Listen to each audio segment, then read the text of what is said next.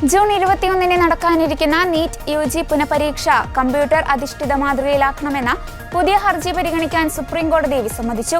പരീക്ഷയ്ക്ക് തൊട്ടുമുമ്പ് നിലവിലെ രീതി മാറ്റുന്നത് പ്രായോഗിക ബുദ്ധിമുട്ടുകൾക്കും കടുത്ത സമ്മർദ്ദങ്ങൾക്കും കാരണമാകുമെന്ന് ജസ്റ്റിസുമാരായ PS നരസിംഹ, അരവിന്ദ് കുമാർ എന്നിവരടങ്ങിയ ബെഞ്ച് നിരീക്ഷിച്ചു. ഇതേ തുടർന്ന് ഹർജി വേനലവധിക്ക് ശേഷം ജൂലൈയിൽ പരിഗണിക്കുന്നതിനായി കോടതി മാറ്റി.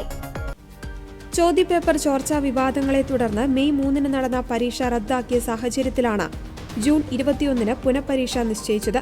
പരമ്പരാഗത OMR രീതിക്ക് പകരം ഓൺലൈൻ CBT പരീക്ഷ നടത്തിയാൽ ചോദ്യപേപ്പർ ചോർച്ച പൂർണ്ണമായും തടയാനാകുമെന്ന് ഹർജിക്കാരനായ RJD ജനപ്രതിനിധി സുധാകർ സിംഗ് വാദിച്ചു.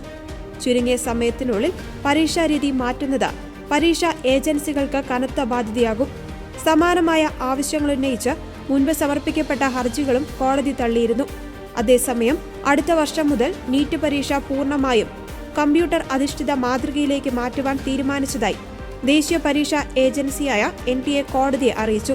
വിദഗ്ധ സമിതിയുടെ ശുപാർശ പ്രകാരം ആരോഗ്യ മന്ത്രാലയവുമായി ആലോചിച്ചാകും അടുത്ത പരീക്ഷാ സൈക്കിൾ മുതൽ ഇത് നടപ്പിലാക്കുക.